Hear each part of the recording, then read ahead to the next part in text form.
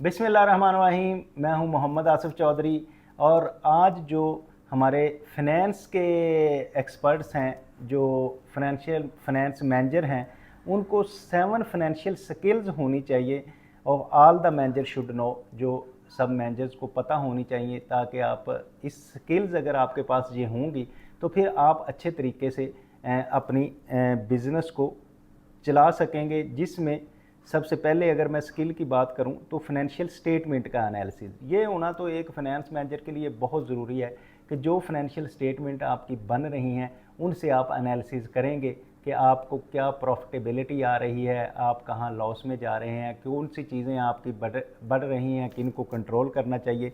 तो ये जो है ना, एक सबसे पहले इम्पॉर्टेंट चीज़ है कि जिसमें आपको पता होना चाहिए क्या इसका ऑब्जेक्टिव क्या होता है फाइनेंशियल स्टेटमेंट एनालिसिस का। Evaluate your organisation units financial health को, जो आपका ऑर्गेनाइजेशन का यूनिट है उसकी फाइनेंशियल हेल्थ कैसी है। जैसे इंसान की जो है वो फिज़िकल हेल्थ ज़रूरी होती है, इसी तरह किसी ऑर्गेनाइजेशन की फाइनेंशियल हेल्थ ज़रूरी होती है। आइडेंटिटी रेड फ्लैग, जो रेड फ्लैग है, रेड अलर्ट्स भी उनको कहते हैं हम, कि क्या चीज़ें हैं जो आपको ऐसी जगह पे लगा रही हैं कि आप अपनी इन चीज़ों को संभालें, अदरवाइज़ आपकी ऑर्गेनाइजेशन ये है ये डूबने वाली है। और measures and monitor the performance, और आपकी परफॉर्मेंस क्या आ रही है उसको आपको मैयर कर सकें और मोनीटर करते हैं। तो ये फाइनेंशियल स्टेटमेंट का एनालिसिस करने से आपको आती है। एंड एलोकेट रिसोर्सेज इफेक्टिवली, और आप रिसोर्सेज इस तरह से इफेक्टिवली एलोकेट करें कि प्रॉपर रिसोर्सेज हर ऑर्गेनाइजेशन को, हर डिपार्टमेंट को प्रॉपर इस तरह से मिले कि वो ऑर्गेनाइजेशन मैक्सिमम परफॉर्मेंस करे। आप ऐसा ना करें कि एलोकेट सारे आपने मार्केटिंग वालों को दे दिए और प्रोडक्शन वालों को आपने कुछ नहीं दिया, प्रोडक्शन हुई नहीं तो मार्केटिंग वाले क्या काम करेंगे। इसी तरह आपने प्रोडक्शन में हर चीज़ प्रोड्यूस कर दी, मार्केटिंग आपकी स्ट्रॉन्ग नहीं हुई तो आपकी वो चीज़ें बन गई लेकिन आगे बिकी नहीं है, तो फिर भी आपको उसका फ़ायदा कोई नहीं होगा। तो इसलिए कोशिश करें कि ये आप एलोकेट जो है इफेक्टिवली करें। इसमें स्किल्स क्या होती हैं, read and interpret the financial statement, ज़ाहिर है उसमें फाइनेंशियल स्टेटमेंट के लिए फिर आपको अकाउंटिंग और फाइनेंस का नॉलेज होगा तो आप उसको इंटरप्रेट कर सकेंगे। उसका हॉरिजेंटल ट्रेंड क्या जा रहा है या वर्टिकल ट्रेंड क्या जा रहा है, जो कॉमन साइज़ है, इस दोनों चीज़ों को आप हॉरिजेंटली भी उसको करेंगे और वर्टिकली भी करेंगे।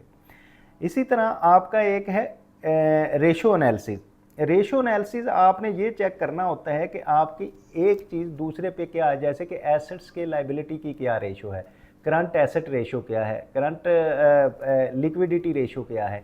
तो जिसमें आपने ये देखना होता है कि मैं current assets, current working capital कितना यूज़ कर रहा हूँ, उससे प्रोडक्शन में क्या कर रहा हूँ, मेरी अर्निंग पर शेयर क्या आ रही है। तो इसका रेशो एनालिसिस का जो ऑब्जेक्टिव होता है, condense and analyse the financial information जो होती है वो उसको आप एनालाइज करते हैं to understand the business risk and opportunity, कि बिजनेस के लिए क्या क्या चीज़ें रिस्क हैं और क्या अपॉर्चुनिटीज़ हैं, इन चीज़ों को आप देखते हैं। तो इसके लिए आपको स्किल होनी चाहिए, आपको लिक्विडिटी रेशो का पता होना चाहिए, आपको प्रॉफिटेबिलिटी रेशो का पता होना चाहिए, सॉल्वेंसी रेशोज़ का पता होना चाहिए, आपको एफिशिएंसी रेशोज़ क्या, इफेक्टिव कितना आपका बिजनेस है, कैश फ्लो एनालिसिस और रेशो ट्रेंड एनालिसिस जो है ये भी आपको पता होना चाहिए। फिर इसके बाद एक अहम बड़ा चीज़ है बजटिंग एंड फॉरकास्टिंग। आपने जब भी कोई नया प्रोजेक्ट लगाना है, नए प्रोजेक्ट पे जाना है, तो आप ऐसे बिल्कुल अंधाधुंध नहीं जा सकते। आपको पहले उसका कुछ एनालिसिस करना पड़ता है, आपको बजटिंग करनी पड़ती है, वो फोरकास्ट करना पड़ता है हमें कि क्या हमारा जो प्रोजेक्ट लगा रहे हैं, इस प्रोजेक्ट पे आज हमारे पैसे की क्या वैल्यू है और कल इसकी क्या वैल्यू होगी।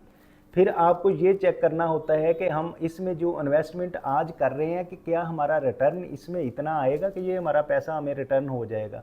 जिसमें आपने ये देखना होता है कि करंट रेट्स क्या चल रहे हैं, प्रेजेंट वैल्यू ऑफ मनी क्या है, नेट प्रॉफिटेबिलिटी क्या होगी। ये सारे एनालिसिस जो हैं आप बजटिंग में करते हैं, फॉरकास्टिंग करते हैं, तो देन आप फिर उसमें छलांग लगाते हैं। Plan and estimate the future financial performance, जो फ्यूचर फाइनेंशियल परफॉर्मेंस है उसका प्लान आपने करना है based on the historical data, के आपके पास पीछे जो पिछले साल पिछले आपने प्रोजेक्ट किए थे उसमें क्या ट्रेंड रहा और अगला जो करेंगे उसमें क्या होगा। तो जो आपका हिस्टोरिकल डाटा है पिछला, उसकी बेस पे आप करते हैं। Trends, pipeline, blockage and other financial non financial information सारी आपके पास मौजूद होती हैं, जैसे कि मैंने आपको पहले बताया है। तो इसमें स्किल क्या होती है, incremental budgeting, activity based budgeting, zero based budgeting, roll forecasting and statistical analysis जो हैं ये आपको आते होने चाहिए, देन ही आप इस पे काम कर सकते हैं। इसी तरह फिर आपके कॉस्ट एनालिसिस होते हैं कि आपकी पर यूनिट कॉस्ट जो है आप उसकी निकालते हैं और आप देखते हैं कि मेरे इस पे फिक्स कॉस्ट कितनी आ रही है, वेरिएबल कॉस्ट कितनी आ रही है, जितने यूनिट में कितने बनाऊंगा तो मैं ब्रेक इवन पॉइंट पे पहुंचूंगा और कितने यूनिट में बनाऊंगा तो मेरी प्रॉफिटेबिलिटी बढ़ेगी। तो इसके लिए आप अंडरस्टैंड करते हैं behaviour of cost and how it change its volume mix up and input affect the profitability, कि किस वॉल्यूम पे जाके आपकी प्रॉफिटेबिलिटी बढ़ेगी। तो इसमें स्किल्स जो होती हैं वो कॉस्ट वॉल्यूम है, प्रॉफिट एनालिसिस होता है, डायरेक्ट एंड इनडायरेक्ट कॉस्ट होती है, और प्रोडक्ट वर्सेस प्रोडक्ट कॉस्ट होती है, डायरेक्ट वर्सेस इनडायरेक्ट कॉस्ट होती है, और कॉस्टिंग मेथड्स होते हैं, वेरिएबल फिक्स कॉस्ट के साथ करते हैं। तो ये सारी चीज़ें जब आप कॉस्ट एनालिसिस करते हैं तो फिर आपको अंदाज़ा होता है कि आप किस स्टेज पे जाके प्रॉफिट ज़्यादा से ज़्यादा गेन कर सकते हैं।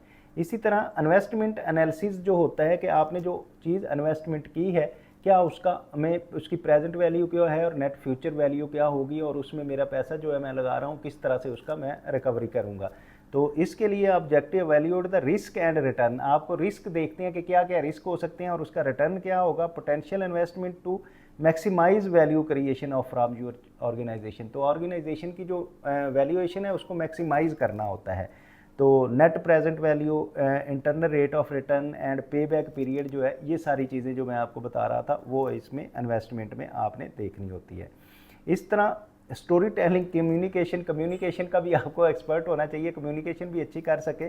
Objective and rate a sequence of financial event का सीक्वेंस जो है उसको आप बयान कर सके in a way that engaging the listeners and drive action with the clear message, कि आप लिसनर को इस तरह से एंगेज करके फाइनेंशियल इवेंट्स बताएं कि उनको एंगेज करें और उनको अच्छी तरह समझा सकें। एनालिटिकल थिंकिंग होनी चाहिए, इफेक्टिव लिसनिंग होनी चाहिए, और impact the influence change in management. तो ये चीज़ें जो हैं एनालिटिकल थिंकिंग और इफेक्टिव लिसनिंग जो है ये बड़ा इम्पैक्ट करती हैं आपके तरीके में। फिर एक सबसे बड़ी चीज़ जो है जो रिस्क है, risk can not be avoided but can be minimise. तो रिस्क को अवॉइड तो नहीं किया जा सकता, जो रिस्क होता है वो होता है, लेकिन उसको मिनिमाइज ज़रूर किया जा सकता है। तो वो उसको कैसे आपने करना है, identify, assess, evaluate and respond to the financial risk affecting your organisation, कि आपने सबसे पहले तो आइडेंटिफाई करना है, फिर असेस करना है कितना हो सकता है, फिर एवेल्यूएट करना है उसका रिस्पॉन्ड जो है फाइनेंशियल रिस्क कितना इम्पैक्ट करेगा आपकी ऑर्गेनाइजेशन को। तो इसके लिए आपको मार्केट का रिस्क का पता होना चाहिए, क्रेडिट रिस्क का पता होना चाहिए, लिक्विडिटी रिस्क का पता होना चाहिए, और ऑपरेशनल रिस्क का पता होना चाहिए। तो ये कुछ चीज़ें ऐसी हैं जो मेरा ख्याल है कि जो फाइनेंशियल मैनेजर है, जो ऑर्गेनाइजेशन का मैनेजर है, उस मैनेजर को ये सारी चीज़ों का पता होना चाहिए। जब इन चीज़ों का पता होगा तो आई थिंक वो फिर अच्छे एनालिसिस करके तो ऑर्गेनाइजेशन के लिए बेहतरी कर सकेगा। तो उम्मीद है कि ये जो मैंने चीज़ें बताई हैं ये आप इसको अच्छी तरह समझ गए होंगे, और दूसरों को समझाने के लिए लाइक, शेयर और सब्सक्राइब भी करेंगे। Thank you very much, have a nice day.